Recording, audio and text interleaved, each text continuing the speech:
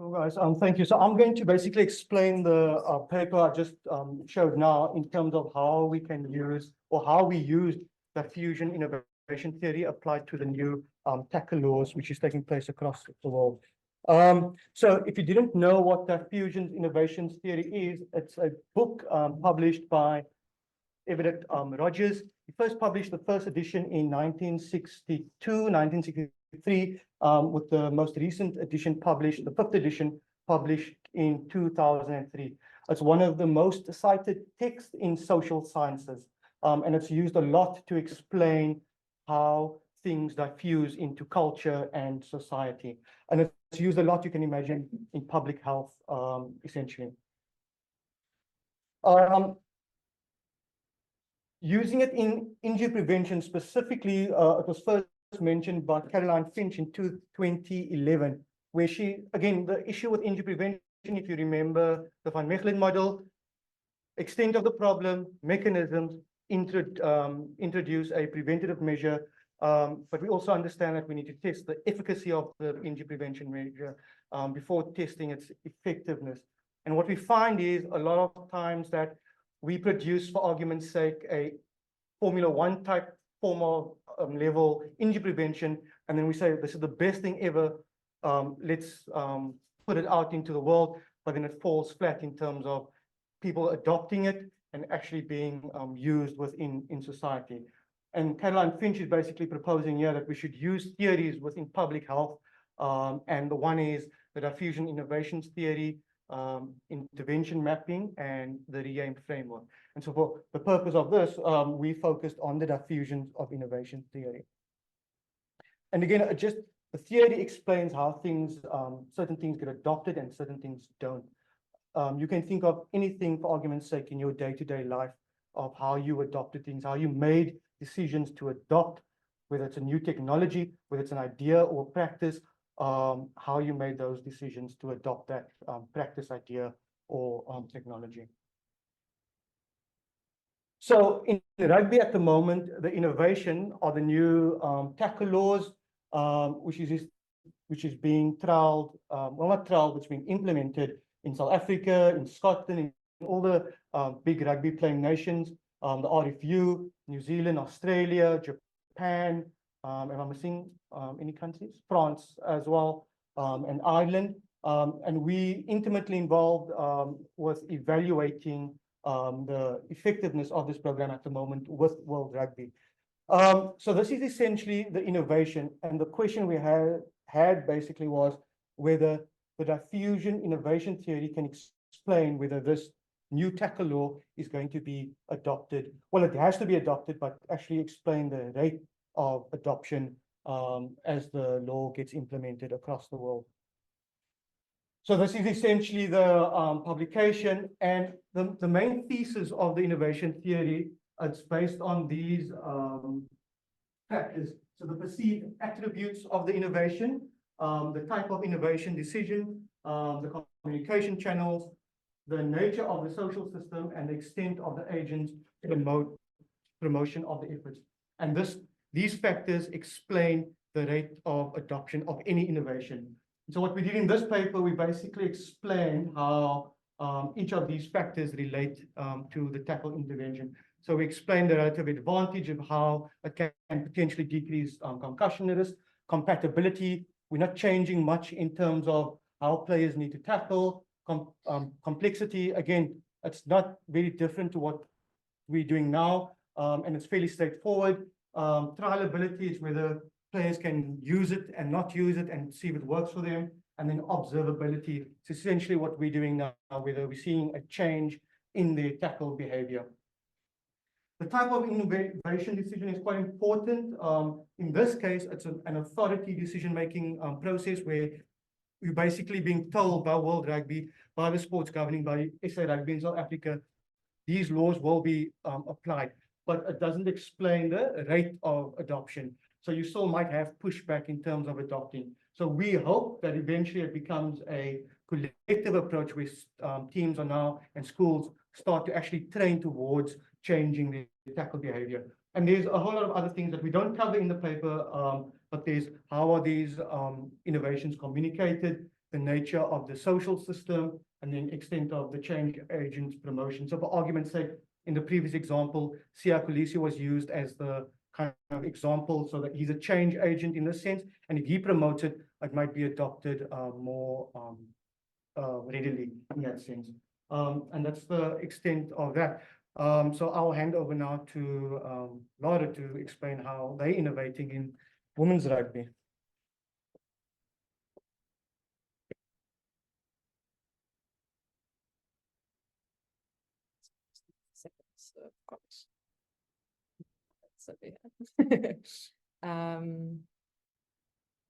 Okay, so hi everyone, I'm Laura. For those who don't know me, I'm a PhD candidate with Sharif, and I'm also an injury surveillance research consultant with SA Rugby, so that kind of filters in for what I'm going to talk about today.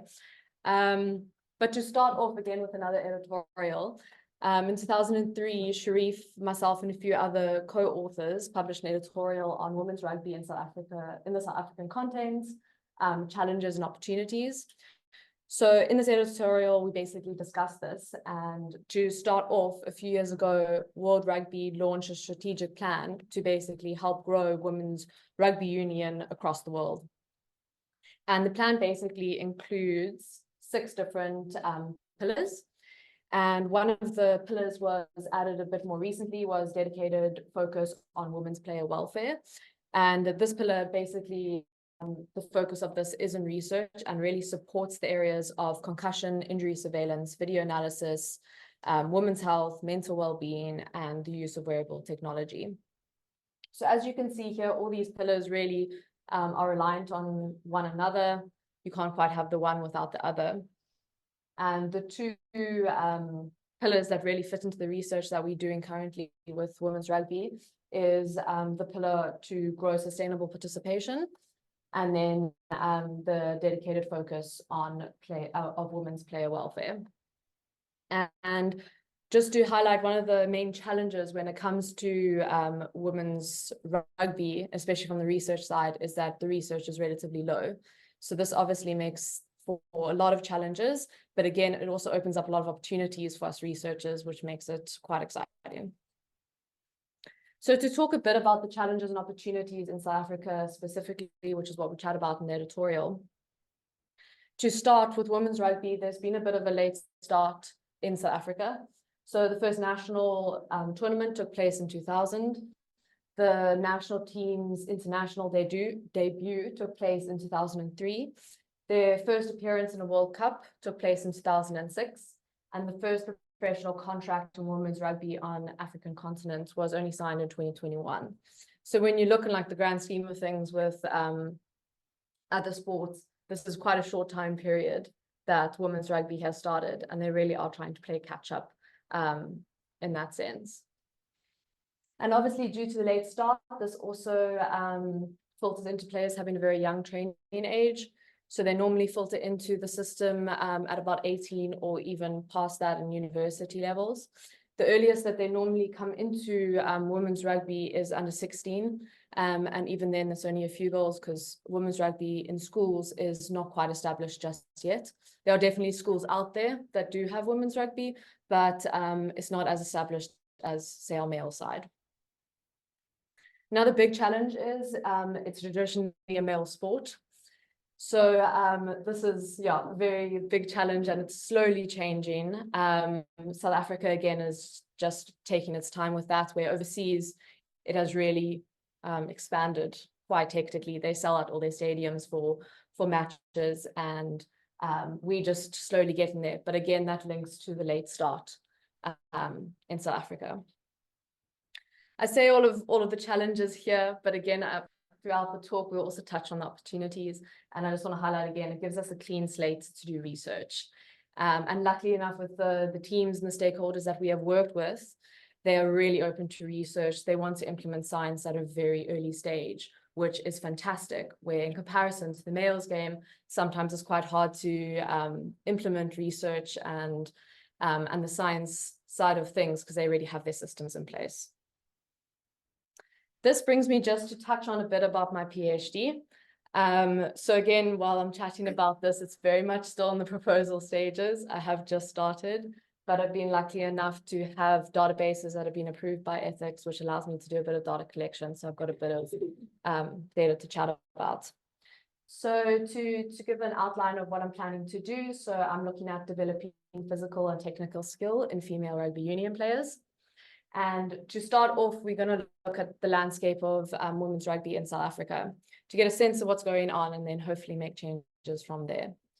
So the first stage is to look at injury trends throughout the various levels in women's rugby. By various levels, I mean under 16, under 18, under 20, senior, and then the national level. Also looking at skill demands throughout the various levels, physical and fitness norms throughout the various levels, and then also look at the facilitators and barrier to women's rugby in South Africa. From there, we aim to develop a physical and technical framework for female rugby union players. And this framework will not only look at obviously just female rugby union players, but we will also take in the South African context and our socioeconomic status and our specific challenges and apply it to that framework to hopefully then improve the technical and physical skill in women's rugby. To touch on the injury side to start with, so there is quite a bit of injury surveillance literature out there. I'm not going to talk about it because there's not enough time, but I just wanted to point out that there is quite a bit out there. World Rugby has especially drive this, which I think is great to really get an understanding of the game and the injuries that the girls get. To talk a little bit about the injury surveillance projects for women's tournaments that we do at SA Rugby. So I have got to say that the medical department, as well as Booksmart, which are run by Dr. Wayne Viljoen and Clint Redhead, they have really tried to be at the front of injury surveillance projects, and they've really driven this, which is fantastic. It's obviously what we want. So to give a bit of a timeline of where we're currently at, so in 2015, we started collecting data at the under 16, under 18 Girls Youth Weeks. In 2022, we started with the Women's Premier Competition, and this was with help from Nicola from Semele. And in 2003, we started collecting for an injury surveillance side for the national 7s and 15s teams. I must just add there that the doctors have obviously been tracking that as they've been going, but from a research side, we started in 2003. And we also started the injury surveillance at the first under-20s women competition, which happened in Tata last year. And obviously now we're in 2024. But just to highlight this, it's quite great since we started almost as soon as we could. It's really given us years to slowly start ticking away at collecting that data and really having a nice big database. Having said that, the medical staff that we work with have been amazing, which again, just like links to the opportunities side of things. They're really open to the systems that we use because obviously most of the unions unfortunately don't have much money when it comes to women's rugby. It's mainly dedicated to the males, and even then with some of the unions, they don't have much money on that side. So the medical staff are either paid very little or it's a volunteer basis. So this does make it challenging because most of the time they are busy with all their other jobs, obviously trying to cover their expenses. So from a time point of view, then asking them to do the injury surveillance, it can be quite challenging. But they have been great, and they're really trying to help the girls as much as possible, which adds to my another point with women's rugby. The players and the coaches, stakeholders, they are, like I said, open to research. They want all the help they can get. So it makes it a very nice situation to work with. To talk a little bit about some data. So this is from 2023. We captured in 2023 and we're capturing again in 2024 when it comes to the injury surveillance. So on the left part of the graph, there you can see it's the injury incidents per 1,000 player hours. And on the x-axis is the various different tournaments. So we have under 16, under 18, under 20, the women's premier competition. Sorry, it's labeled at the top there. Probably should be changing that. And then the national team, which we collected data in the WXV tournament last year. So what I wanted to highlight on the slide is you can see the under 16 age group although it's not significantly different with under 18 and under 20, it's still a lot higher than the rest of the levels. And this really just highlights a focus needs to be put on the youth. And again, another challenge is at under 16 level, some of those girls come into that competition with very little playing time, very little training time as well.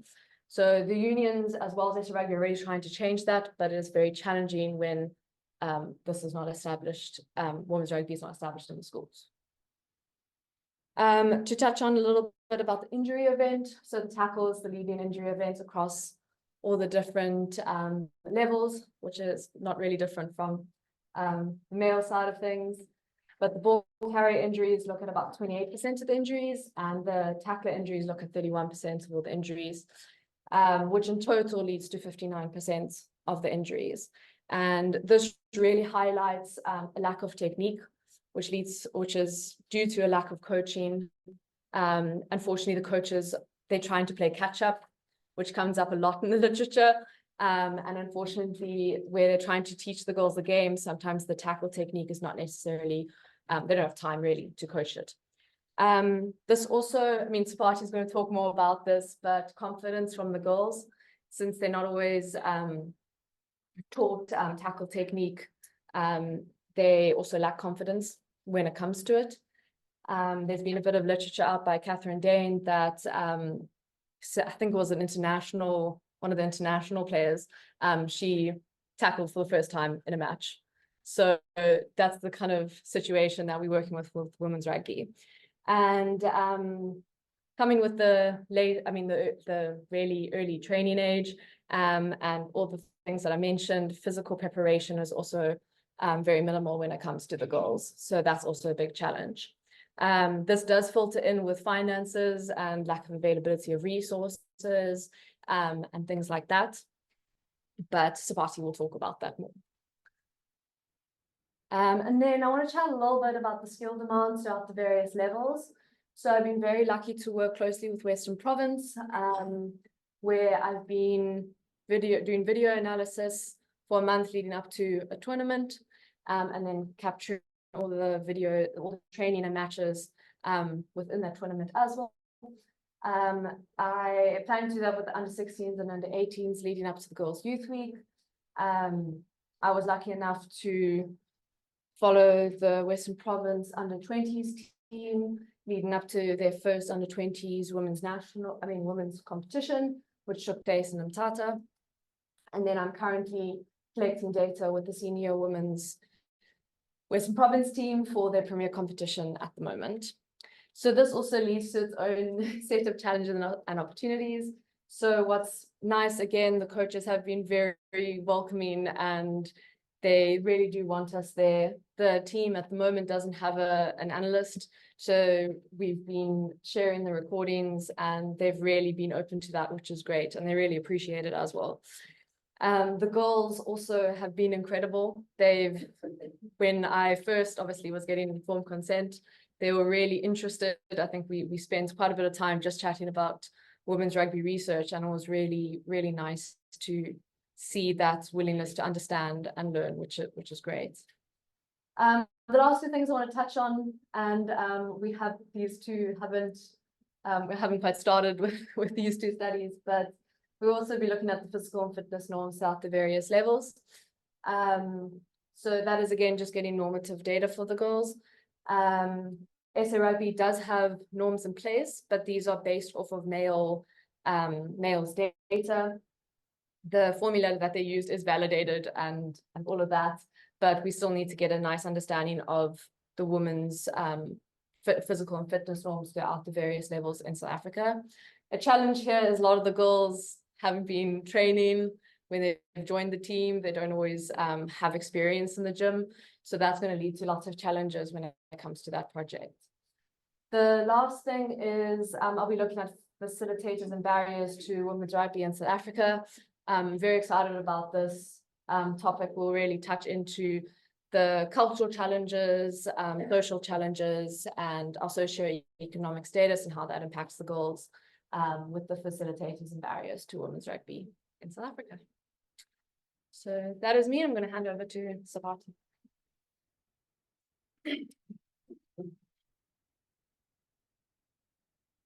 I'm going to be touching mostly about my study. So I'm currently doing master's with Sharif, and my topic is basically improving women, tackling technique in women rugby. Lara has stated that tackling event is the one that leads to most injuries in the match, and that leads to like 59, that is like 59% of it. For me, I'm gonna start from tackling literature in tackling ability in men rugby.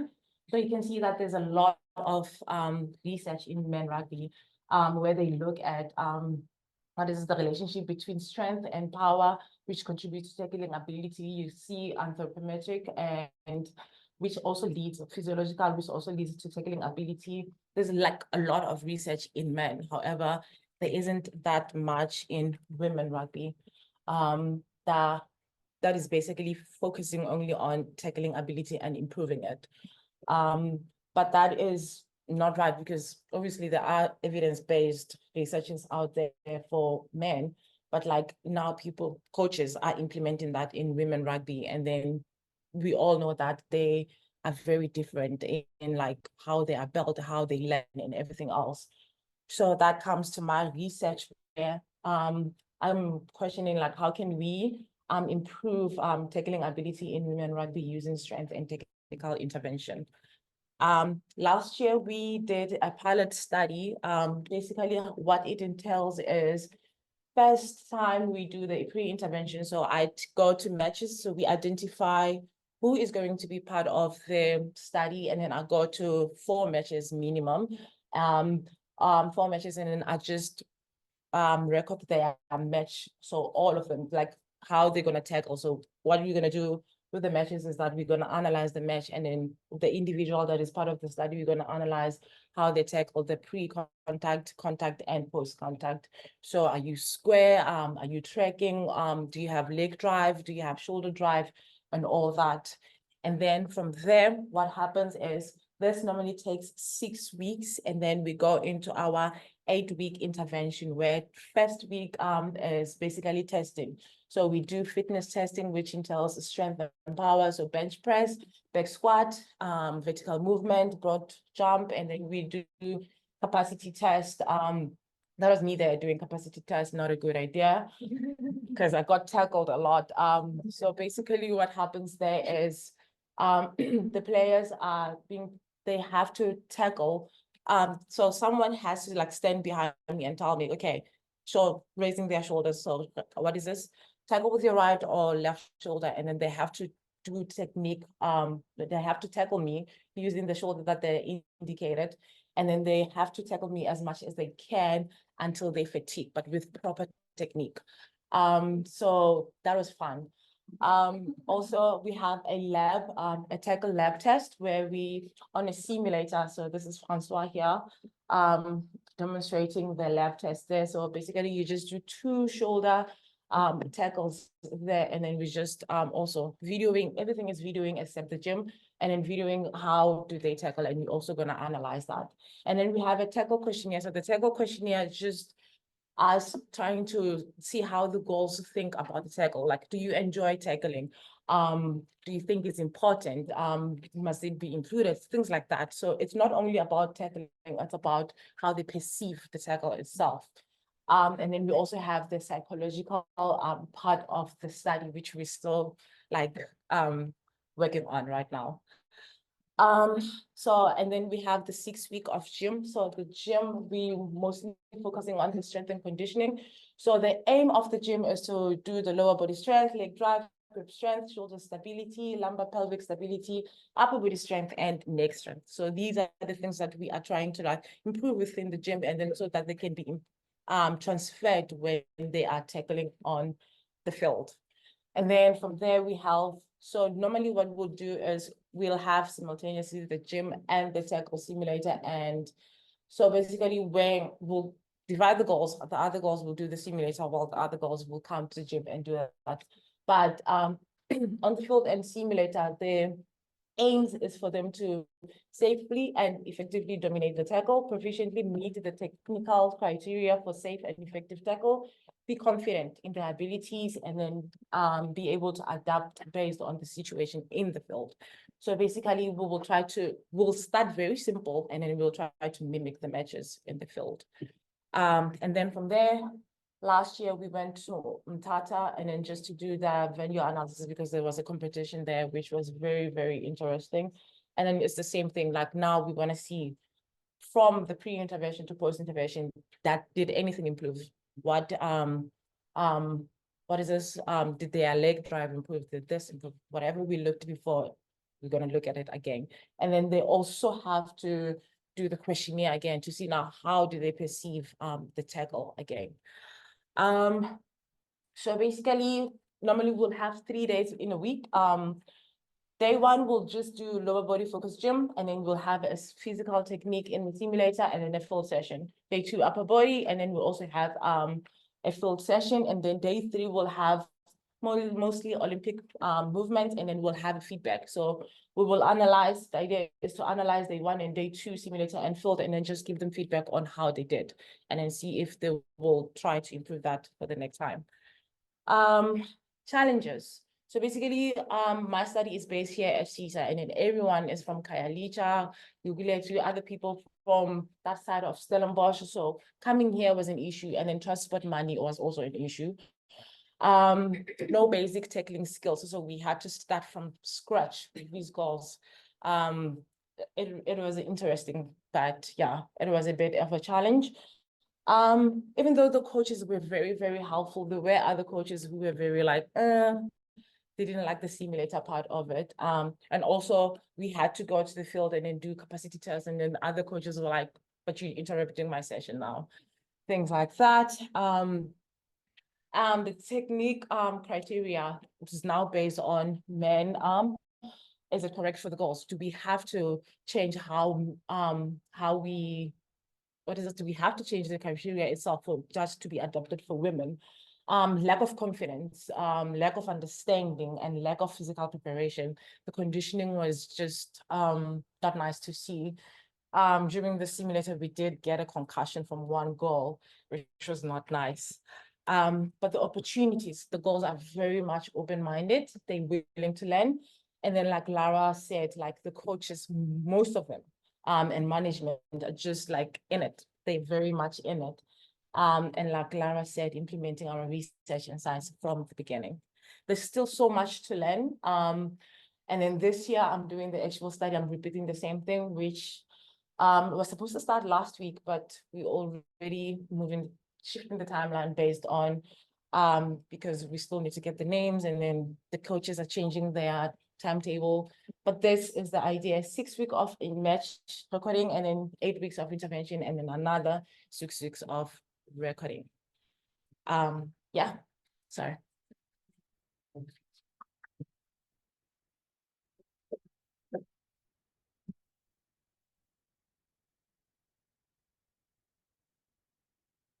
So hi everyone, my name is Jenna, and I'm going to touch on the social support side, which, as Lara touched on earlier, it is actually one of the barriers or possible barriers, especially in women's rugby, which is very unknown at the moment. We don't know what the scope of social support is. So social support has been defined and conceptualized in a number of ways, with different definitions, but it focuses on the existence of supportive relationships and exchanging resources. So you're getting a sense that you have support, you're cared for, you're getting attention. So it has been linked to maintaining physical health and psychological health as well, and social support from coaches, teammates, family, friends, other staff members is considered to affect the athlete's cognitive, emotional, and behavioral aspects in a positive manner. Psychological literature has also indicated that the perception of available support may serve as a more accurate predictor of health and well-being outcomes. Reyes and colleagues in 2016 emphasized the significance of supportive familial coaching, and network environments in nurturing the growth of talented athletes. Likewise, Saka and Fletcher in 2014 identified social support as one of 6 crucial factors facilitating outstanding performance across various fields, including sport, business, medicine, and politics. Despite these findings, an examination of social support in youth sports revealed that support systems can sometimes contribute to adverse outcomes like burnout and disengagement from the sport. So understanding the dynamics of supportive relationships and the specific types of aid that the support offers, and the ways in which social support can enhance athletes' experiences is vital for evidence-based interventions. So there are various types of social support. There's structural aspects of social support and functional aspects. And within these 2 main aspects of social support, there are different levels. So structural aspects focus on a number and type of relationships and groups in which an individual engages with. For example, coaches, teammates, parents, other family members, peers, other trainers like S&Cs, sports psychologists, medical practitioners, dietitians, all of the above, and they're important, all contributing to the sport network for the athlete. Then there's functional aspects, which focus on the particular resources and functions conveyed within interpersonal relationships and are often categorized within dimensions. And although different multidimensional models have been proposed, these models converge upon emotional, esteem, informational, and tangible support. Emotional support incorporates behaviors that convey comfort, security, and a sense of being loved and cared for. Esteem support incorporates behaviors that focus on the individual's self-esteem and sense of competence. Informational support incorporates advice and guidance, and then tangible support incorporates practical and instrumental assistance. High correlations, though, are often observed between support dimensions in sport and the widest social support literature. It is important to distinguish between perceived support and received support when assessing the functional aspects of social support. Perceived support involves the individual's belief that the resources and assistance would be available if needed from members of their social support, like family and teammates. And then on the other hand, received support, also known as enacted support, refers to the actual frequency of receiving supportive resources within a specific time frame. It's important to note that the 2 types are only moderately correlated. For instance, the existence of a relationship doesn't necessarily determine the level of perceived or received functional support. In sports psychology, researchers have particularly emphasized the importance of perceived support, focusing on athletes' subjective assessments of support available to them. And studies have demonstrated the significant role of perceived support in both sport performance and psychological health, such as reducing levels of burnout. Consequently, perceived support has become a common measure in research investigating social support within the context of sports. In addition to perceived support,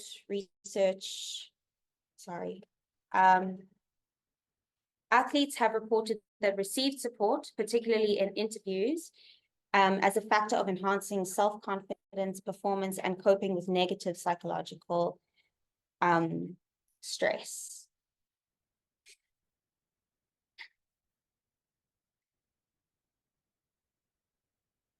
So how do you measure social support? While questionnaires commonly used in social and health psychology have been applied in the realm of sports, their effectiveness has been questioned due to their lack of specificity in capturing the unique support needs of athletes. athletes require tailored forms of support to address sport-specific challenges, such as fitness concerns, injuries, technical training issues, competition pressure, and performance anxieties, in addition to just everyday support. So to address these concerns, Freeman and colleagues devised 2 questionnaires: the perceived available support in sport questionnaire and the athlete received support questionnaire. The PASQ questionnaire comprises of 16 items, evaluates athletes' overall perceptions of available support across various sporting contexts. Whereas the ARSQ consists of 22 items and gauges the frequency of emotional, esteem, informational, and tangible support received by athletes across the sports.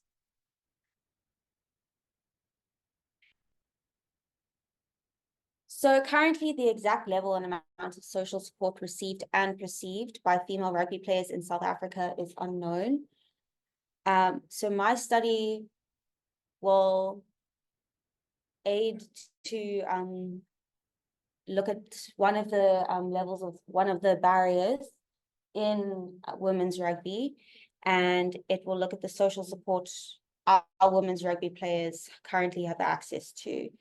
As stated earlier, verifying the social support available for our athletes will contribute to the athlete's physical and psychological health, performance and self-confidence, coping strategies, and dealing with competitive stresses.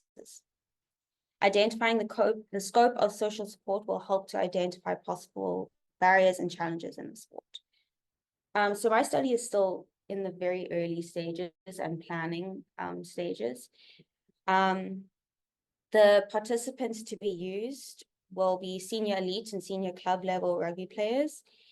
And the exact questionnaires that I will be using is still under consideration, but I will be using the PASQ and ARSQ questionnaires as stated earlier.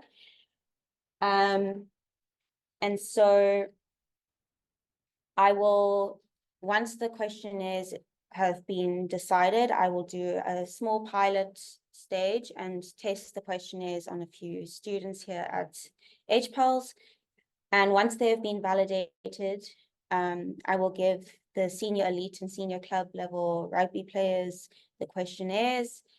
And once all the data has been collected, it will be analyzed and reviewed in order to determine the available social support for these players. Thank you.